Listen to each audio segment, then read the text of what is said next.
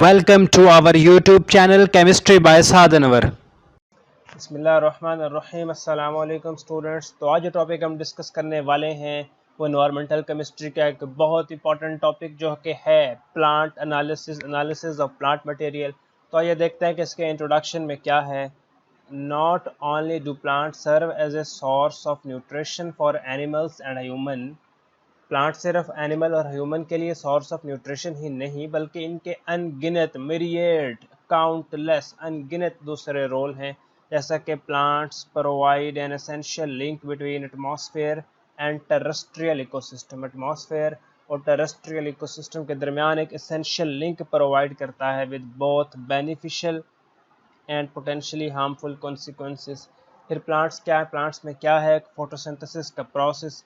Photosynthesis का process plants में food की प्रेपरेशन के लिए, प्लांट्स को जो एनर्जी चाहिए उसकी प्रेपरेशन के लिए प्लांट्स में जो प्रोसेस है वो फोटोसिंथेसिस का प्रोसेस होता है। जिसकी फोटोसिंथेसिस के प्रोसेस की जो केमिकल इक्वेशन है वो ये लिखी हुई है, जिसमें कार्बन डाइऑक्साइड, वाटर और सनलाइट मिलकर एनर्जी और ऑक्सीजन बनाते हैं। ये वाली ऑक्सीजन हमारी एटमॉस्फेयर को रिप्लेनिश करती है, भर देती है हमारी एयर को ऑक्सीजन के साथ।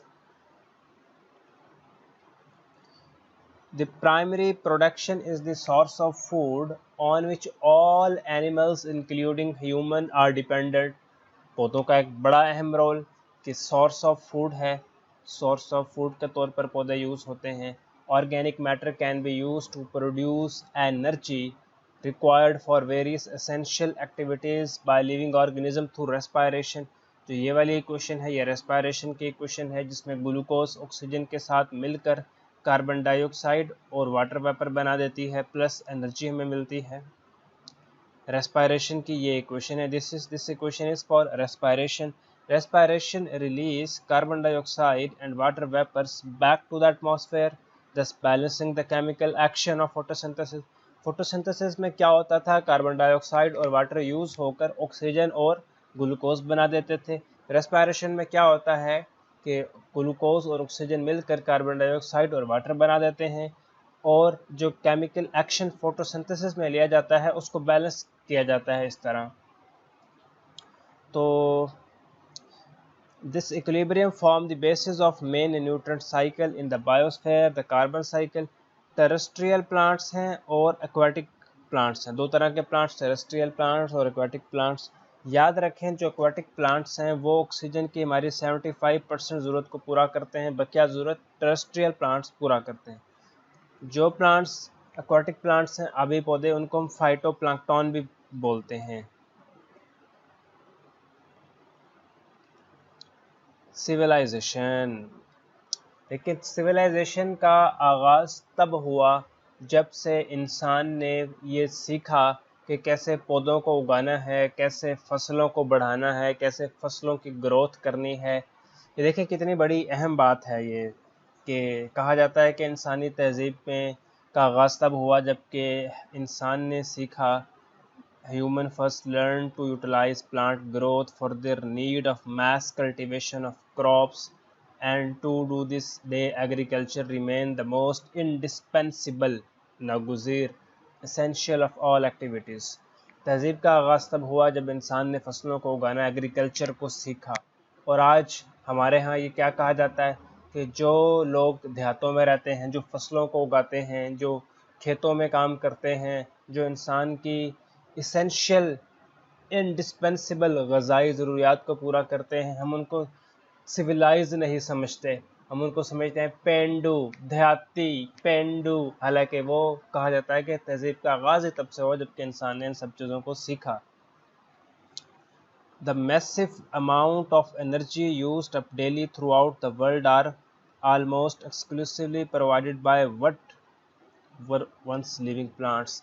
आजकल ये जो हमारी एनर्जी की रिक्वायरमेंट्स है, पेट्रोल है, फ्यूल है, ये भी कैसे पूरा हो रही हैं, ये हमारे पौधे ही पूरा कर रहे हैं। वो पौधे जो किसी एक दौर में ज़िंदा थे, एक दौर में लिविंग प्लांट्स थे, फिर उनकी डेथ हो गई, वो पौधे बरीड हो गए ज़मीन में वो पौधे बरीड हो गए, उन पर प्रेशर ज़्यादा आया, ऑक्सीजन वहाँ थी नहीं, तो वो पौधे फॉसिल फ्यूल में कन्वर्ट होना शुरू हो गए, और इस तरह हमारी एनर्जी की ज़रूरियात को पूरा करने लग पड़े। इन्वायरमेंटल प्रॉब्लम्स कौन कौन से हैं? इन्वायरमेंटल प्रॉब्लम्स को देखते हैं। Most of the today's environmental problem are closely linked with plants. The very combustion of a fossil fuel, petrol के देखें 150 साल पहले जब पेट्रोल नहीं था, फ्यूल नहीं थे, कारें नहीं चलते थे, हवाई जहाज़ नहीं चलते थे, तो हमें इस तरह के environmental problems का कोई सामना नहीं करना पड़ता था। लेकिन अब हमें इस तरह के environmental problem का बहुत सामना करना पड़ रहा है, क्योंकि combustion of fossil fuel तकरीबन 200 साल से 150 साल से combustion of fossil fuel बहुत ज़्यादा बढ़ गई है, और उसके नतीजे में huge quantities of carbon dioxide पैदा होती है, जो कि एक प्रॉब्लमेटिक है। तो एग्रीकल्चर, ये आपने एक दफ़ा रीड कर लेना है। पहले भी कार्बन डाइऑक्साइड पैदा होती थी एटमॉस्फेयर से, लेकिन वो बैलेंस हो जाती थी। जब से एंथ्रोपोजेनिक कहते हैं वो प्रोसेस जिसमें इंसान इन्वॉल्व हो। नेचुरल प्रोसेस पहले भी था जिसमें कार्बन डाइऑक्साइड पैदा होती थी, लेकिन एंथ्रोपोजेनिक प्रोसेस की वजह से उसकी अमाउंट बहुत बढ़ गई है, जो कि एक प्रॉब्लमेटिक है। तो agriculture practice themselves are responsible for numerous environmental problems like greenhouse gas emission of methane from rice field and cattle farming। ये greenhouse gas emission of methane एक environmental problem है। डिफोरेस्टेशन, देख जब भी डिफोरेस्टेशन होता है, कैसे जंगलों को आग लग जाए तो डिफोरेस्टेशन हो जंगलात की कमी हो जाती है, तो ये क्या है, एनवायरमेंटल प्रॉब्लम है। Eutrophication caused by nitrogen and phosphorus fertiliser. देखिए पानी के अंदर जो पौधे हैं, अगर हम वहाँ नाइट्रोजन और फास्फोरस फर्टिलाइज़र्स डाल दें तो उन पौधों की ग्रोथ में बेतहाशा इजाफा हो जाता है। सनलाइट तो उनको मिल जाती है और पानी भी उनको मिल रहा है, और उनकी ग्रोथ के लिए जो एसेंशियल न्यूट्रिएंट्स थे in the form of fertilisers वो भी हमने उनको डाल दिए, तो उन पौधों की ग्रोथ में बहुत ज़्यादा इजाफा हो जाता है। एल्गी फंजाई बहुत ज़्यादा ग्रो करने लग पड़ती है और वहाँ ऑक्सीजन की कमी हो जाती है। इसकी वजह से प्लांट्स और कुछ प्लांट्स और एनिमल्स, जो मछलियाँ वगैरह, उनकी डेथ हो जाती है और वो गलना सड़ना शुरू हो जाते हैं। सारा प्रोसेस कहलाता है यूट्रोफिकेशन। ये एक एनवायरमेंटल प्रॉब्लम है eutrophication. Acidification by nitrogen fertilizers and SO2NO from biomass. Desertification by poor farming practice. Desertification कहते हैं सरा बनना, बंजर बनना।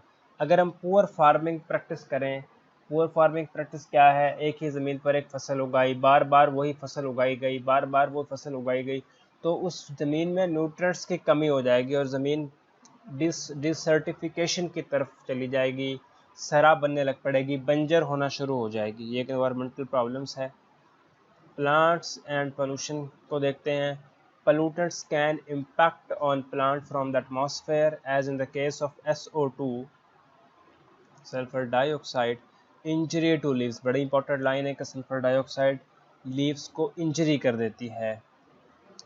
ख़ास तौर पे जो सबसे बड़ा मसला है वो सॉल्युबल एल्यूमिनियम का है कि वो प्लांट्स की रूट के थ्रू प्लांट में आ जाते हैं, फिर फूड चेन का हिस्सा बन जाते हैं। Plant pollution is of concern for two reason, दो रीज़न हैं जिनकी वजह से प्लांट पोल्यूशन हमारे लिए एक बड़ा कंसर्न होना चाहिए। पहली रीज़न क्या है, पोल्यूटर्स में हैव डायरेक्ट और इनडायरेक्ट फाइटोटॉक्सिक इम्पैक्ट। फाइटोटॉक्सिक कहते हैं पॉइजनस टू प्लांट्स, यानी वो चीज़ें जो प्लांट्स के लिए पॉइजनस हैं उनको हम बोलते हैं फाइटोटॉक्सिक। तो पोल्यूटेंट्स सिर्फ इंसानों के लिए नहीं, जानवरों के लिए नहीं, ये पौधों के लिए भी टॉक्सिक हैं, पॉइजनस हैं, तो इनको हम फाइटोटॉक्सिक कहते हैं। Phytotoxic impacts on plants themselves leading to a decline in crop yield. इसकी वजह से क्रॉप यील्ड में कमी हो जाती है, फसलों की पैदावार में कमी हो जाती है और कहत का सामना करना पड़ सकता है। मिसाल के तौर पर सल्फर डाइऑक्साइड पोल्यूशन में cause chronic and acute injury to plant, severe किस्म की इंजरी प्लांट को कर देते हैं SO2 पोल्यूशन अकेली। लेकिन अगर SO2 पोल्यूशन मिल जाए नाइट्रोजन ऑक्साइड के साथ, ओजोन के साथ, नाइट्रोजन ऑक्साइड और ओजोन के साथ SO2 पोल्यूशन मिल जाए तो इनका कंबाइन इफेक्ट कहलाता है साइनर्जिज्म, साइनर्जिस्टिक इफेक्ट, साइनर्जिज्म, जो कि ज़्यादा नुकसानदेह होता है। आगे आप रीड करें। दूसरा जो इफ़ेक्ट है वो प्लांट में, बड़ी इंपॉर्टेंट लाइन है, प्लांट में act as a vehicle for transferring pollutants into food chain. Food chain में प्लांट एज ए व्हीकल के तौर पे काम करते हैं कि वो पोल्यूटेंट्स को ट्रांसफ़र करें। वो पोलूटेंट्स जिनको प्लांट ट्रांसफ़र करते हैं, वो पोलूटेंट्स प्लांट के थ्रू ट्रांसफ़र होती है और फूड चेन का हिस्सा बनती है। वही फूड बाद में जानवर खाते हैं, इंसान इस्तेमाल करते हैं, ह्यूमन यूज़ करते हैं, तो उन सबको प्रॉब्लम का सामना करना पड़ता है। मिसाल ले लीजिए, cadmium is readily accumulated by plants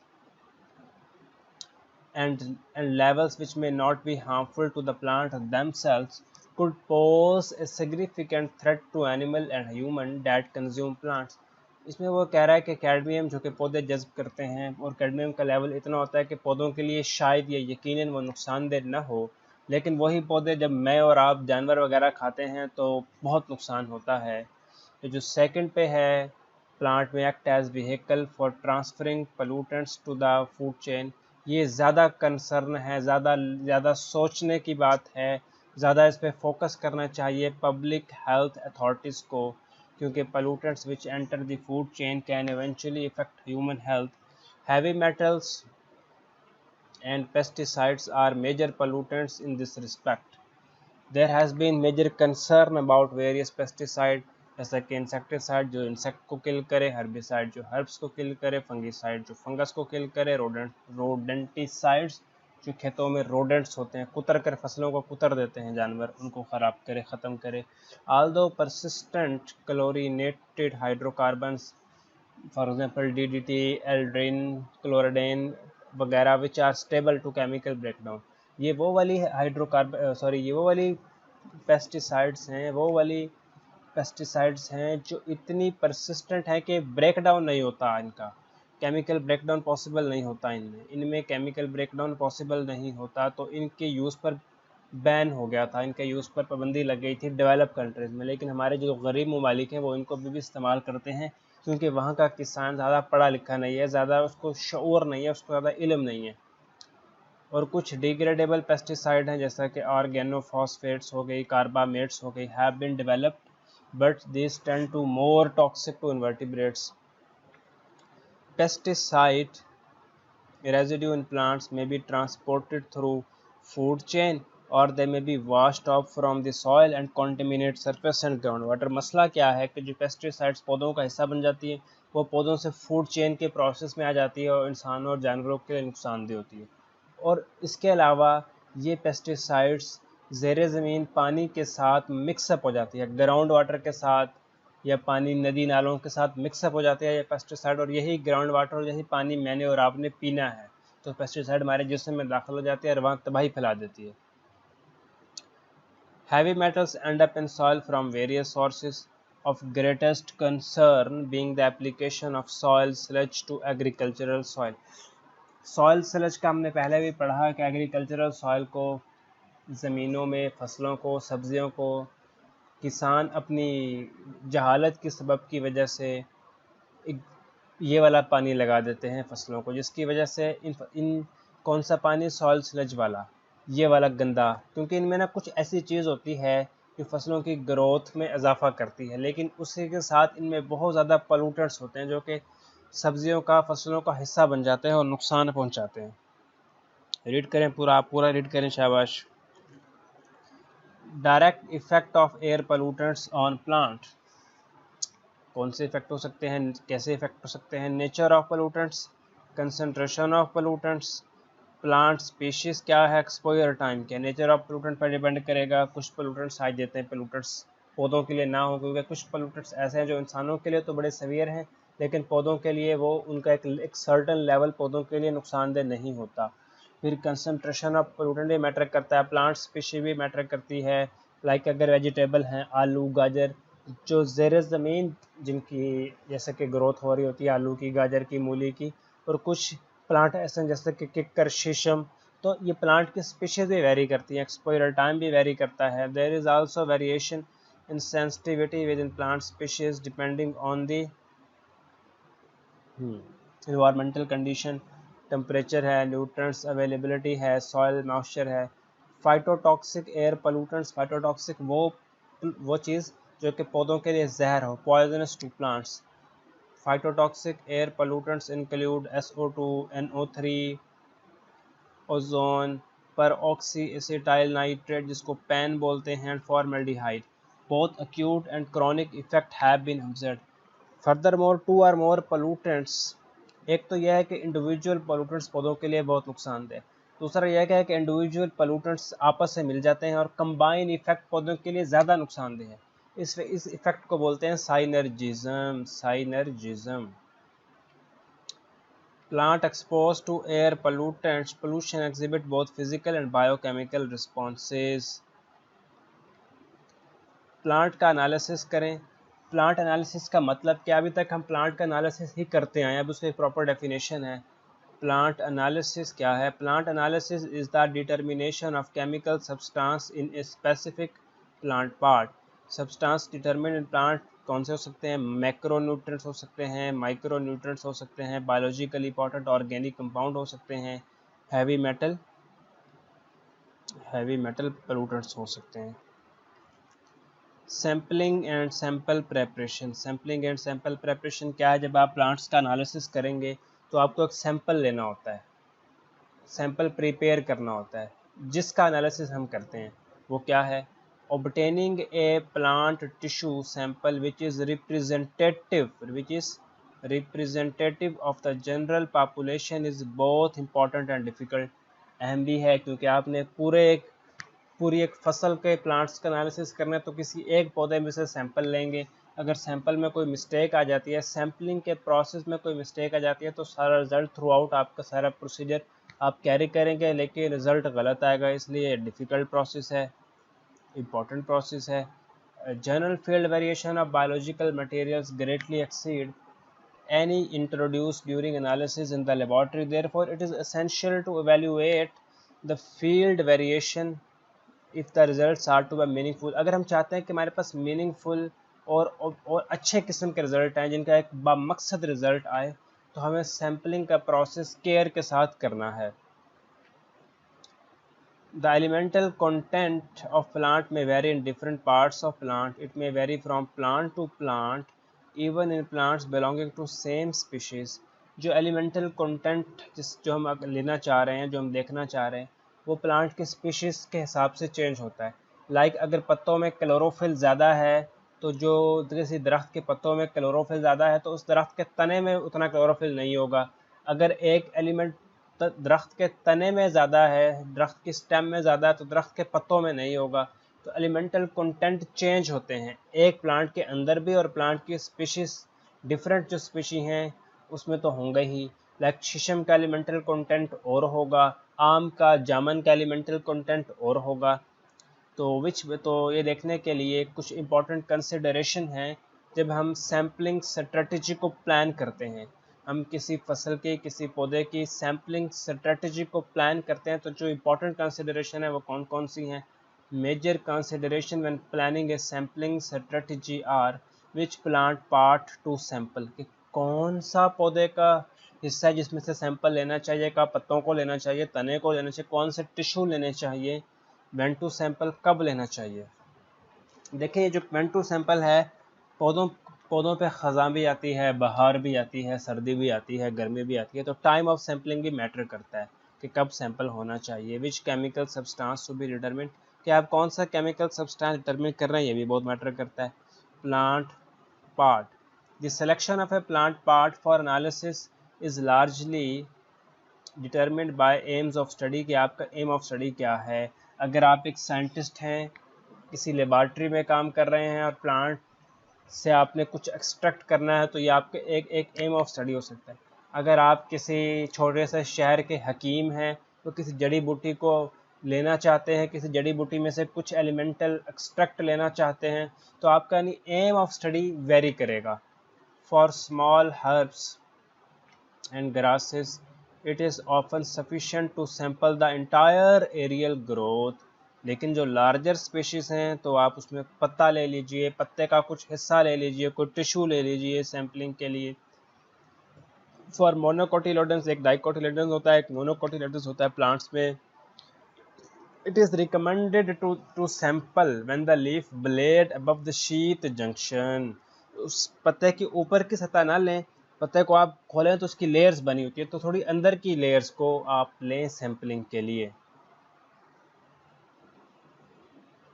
और वो वाले प्लांट टिश्यू जो कि बहुत यंग हों, नोखेस कॉम्प्ले हों, नोखेस कलियाँ हों, उनको न लें। वो इतने ले सकते हैं लेकिन वो रिकमेंडेड नहीं है। और वो वाले प्लांट्स के पार्ट जो पास्ट मेचोरिटी हो, यानी कि ओवर एज हो गए हों, ओवर राइप कह लें, तो उनको भी इतना रिकमेंडेड नहीं समझा जाता एनालिसिस के लिए। टाइम ऑफ सैम्पलिंग भी बहुत मैटर करता है। हमने जैसा कि पहले कहा कि पौधों पे मौसमों की बहार ख़ज़ां का असर होता है, तो टाइम ऑफ सैम्पलिंग बहुत मैटर करता है। Time of sampling is crucial because nutrients level in all active plants tissue fluctuate with the time। इसमें दो तरह की बातें आ जाती हैं, डायर्नल वेरिएशन और सीजनल वेरिएशन। डायर्नल वेरिएशन क्या है कि डे के हिसाब से the best time to sample trace around mid day. Seasonal variation क्या है? Seasonal changes in concentration are generally due to movement of nutrients into component during growth and movement in the opposite direction when senescence aging approach। Although individual nutrients differ in their mobilities, तो इसमें important बात time of sampling में ये है कि time of sampling crucial है because nutrients level in all active plant tissue fluctuate with time. Different sampling time for different elements are rarely practical. However, plants suspected of suffering from nutrient deficiency should be sampled immediately। अगर आपको लग रहा हो इस पौधे में deficiency होने वाली है किसी न्यूट्रिएंट्स, तो जल्दी से उसको सैंपल उसका ले लें। और इसमें इम्पॉर्टेंट बात ज़्यादा यही है। और फिर डायर्नल वेरिएशन है, सीजनल वेरिएशन है, आपने इन सबको पढ़ लेना है। ठीक है जी।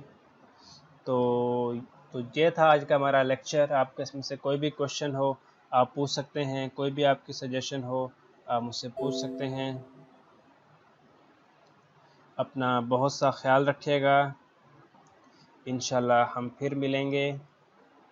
अल्लाह हाफिज़।